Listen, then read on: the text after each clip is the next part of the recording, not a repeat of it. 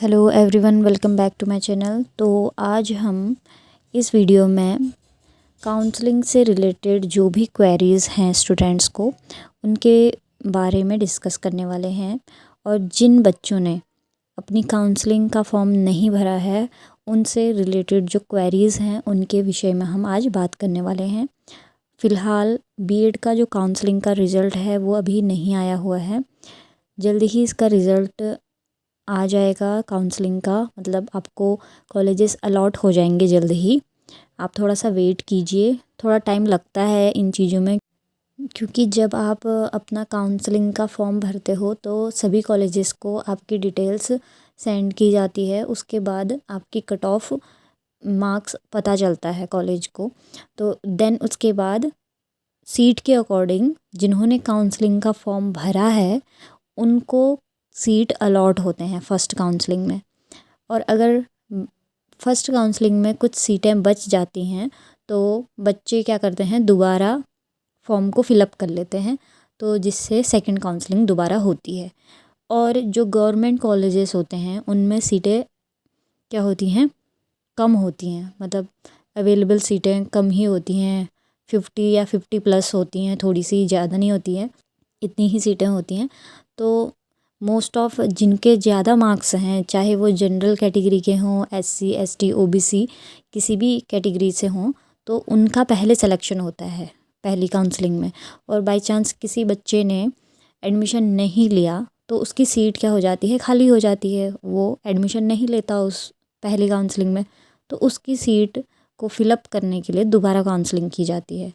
और जो बच्चे जिन्होंने फीस नहीं फिलअप की है, जिन्होंने काउंसलिंग नहीं करवाई है, उनको इसका बेनिफिट कम मिल पाता है। क्यों? क्योंकि जो बच्चे पहले फॉर्म फिलअप करा है जिन्होंने, वो फर्स्ट प्रायोरिटी में जाएंगे। जिन्होंने अपनी फ़ीस सबमिट कर रखी है, काउंसलिंग का फॉर्म भरा हुआ है, उनको पहले सीट अलॉट होगा, उनको पहले बीएड कॉलेजेस अलॉट किए जाएंगे।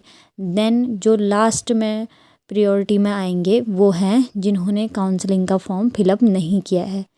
इसीलिए मैं आपसे बार बार कह रही थी कि आप जिन्होंने काउंसलिंग का फ़ीस नहीं भरा है, जिन्होंने फॉर्म नहीं फिलअप किया है, वो जल्दी से जल्दी अपने नज़दीकी कॉलेज में जाके पता कीजिए कि आपको एडमिशन लेना है, तो बात कीजिए वहाँ पे। क्योंकि आपने तो फॉर्म भरा नहीं है तो आपकी डिटेल्स कॉलेजेस को मिलेंगी नहीं, और कॉलेजेस को मिलेंगी नहीं आपकी डिटेल्स, तो उन्हें पता नहीं चलेगा कि आप एडमिशन लेना भी चाहते हो या नहीं लेना चाहते हो, क्वालिफाइड हो या नहीं हो। तो देन आपको क्या करना पड़ेगा, अगर आपको एडमिशन लेना है तो आपको कॉलेजेस में जाके बात करनी पड़ेगी अपने एडमिशन के लिए। अभी भी देरी नहीं हुई है। जिन्होंने भी काउंसलिंग का फॉर्म फिलअप नहीं किया है, उन्हीं स्टूडेंट्स के लिए मैंने ये वीडियो बना रखा है मोस्टली, क्योंकि सबसे ज़्यादा प्रॉब्लम उन्हीं को फेस करनी पड़ सकती हैं। इसलिए मैं आपसे बार बार कह रही हूँ, आप अपने नज़दीकी कॉलेज में जाइए, पता कीजिए। आपको एडमिशन लेना है तो जल्दी से जल्द एडमिशन लेने की कोशिश कीजिए। प्राइवेट में, गवर्नमेंट में, सेल्फ में, जैसे भी हो आप बात कीजिए। वहाँ पे आपको प्रायोरिटी में लास्ट में रखा जाएगा, फिर भी आप एक बार बात कीजिए। अगर आप नहीं जाएंगे कॉलेजेस में पता करने के लिए, आप अपने नज़दीकी कॉलेजेस में बात नहीं करेंगे, तो आपको दोबारा अगले साल बीएड का फॉर्म भरना पड़ेगा। देन आपका 1 साल ख़राब हो जाएगा। इसलिए मैं आपको बार बार कह रही हूँ, आप जल्दी से जल्दी पता कीजिए। आपको अगर एडमिशन इसी साल लेना है तो आप जल्दी से जल्दी एडमिशन ले लीजिए। अगर एक बार एडमिशन क्लोज़ हो गए, देन आप कैसे भी अपना एडमिशन फिर नहीं ले पाओगे। फिर आपके क्वालिफाइड मार्क्स किसी काम के नहीं रहेंगे।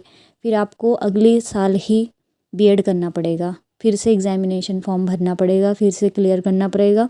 उसके बाद ही आपको बीएड कॉलेज अलॉट होगा नेक्स्ट टाइम। और जिन बच्चों ने काउंसलिंग का फॉर्म भरा है, अच्छे से फ़ीस वगैरह फ़िलअप की है, उनको थोड़ा सा वेट करना है। आपका रिज़ल्ट जल्द ही आ जाएगा। कुमाऊँ की वेबसाइट पे आप आराम से चेक कर लीजिए, वहाँ पे आ जाएगा। नहीं तो मैं अपडेट करूँगी आपको, जब भी आपका रिज़ल्ट आ जाएगा मैं आपको अपडेट कर दूँगी। उसके लिए आप मेरे चैनल को सब्सक्राइब कर सकते हैं, क्योंकि मैं बीएड से रिलेटेड ही वीडियोस डाल रही हूँ आजकल। तो आप मेरे चैनल को सब्सक्राइब भी कर सकते हैं उसके लिए, क्योंकि अब बीएड का जो काउंसलिंग का रिज़ल्ट है वो आने ही वाला है। और जिन बच्चों को फर्स्ट काउंसलिंग में जो भी कॉलेजेस अलॉट होंगे, अगर वो कॉलेजेस आपको ऐसा लगता है कि नहीं मुझे सही कॉलेज नहीं मिला, तो आप देन सेकंड काउंसलिंग का फॉर्म भर सकते हैं।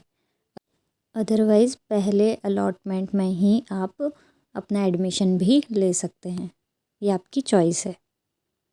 और जिन बच्चों को एडमिशन लेना है उनको अपना रिज़ल्ट है वो डाउनलोड करना है। उसमें अगर आपका क्वालिफ़ाइड लिखा हुआ है तभी जाके आपको कॉलेजेस में बात करनी है अपने एडमिशन के लिए। आप चाहे जनरल कैटेगरी के हों, एससी, एसटी, ओबीसी किसी भी कैटेगरी में आप आते हों, तो आपको पहले क्वालिफ़ाइड होना ज़रूरी है एडमिशन लेने के लिए। अगर आपके रिज़ल्ट में क्वालिफ़ाइड लिखा है देन आप अपना रिज़ल्ट डाउनलोड कर लीजिए, प्रिंट आउट निकाल लीजिए उसका। देन आप कॉलेजेस में अपने मार्क्स दिखा सकते हो कि मेरे इतने मार्क्स आ रखे हैं और मुझे एडमिशन लेना है। मैंने काउंसलिंग नहीं करवा रखी है तो मुझे मतलब कौन सी सीट मिल सकती है, मैनेजमेंट मिलेगा या स्टेट कोटा या सेमी गवर्नमेंट, गवर्नमेंट कैसा मिल सकता है, आप देन एडमिशन अपना ले सकते हैं। बाकी जितने भी डाउट्स रहेंगे आपके, जो भी एडमिशन आपका बीएड का करवाएंगे वो आपके क्लियर कर देंगे बाकी के डाउट्स कि मतलब आगे प्रोसेस कैसा रहेगा। तो आप तब तक इतना स्टेप्स आपको कंप्लीट करना है अगर आपको एडमिशन लेना है तो आज का वीडियो यहीं पे एंड करते हैं। कुछ बच्चों के डाउट्स थे कि हमने काउंसलिंग का फ़ीस नहीं फ़िल करा है तो हमें क्या करना चाहिए, तो मुझे लगा कि इस पे वीडियो बनाना चाहिए, तो इसलिए मैंने ये वीडियो बना रखा है। अगर आपको मेरा वीडियो पसंद आया है तो please do like, share and subscribe to my channel. Thank you. मिलती हूँ नेक्स्ट वीडियो में। अगर आपको कोई डाउट रहता है तो आप कमेंट कर सकते हैं। Thank you.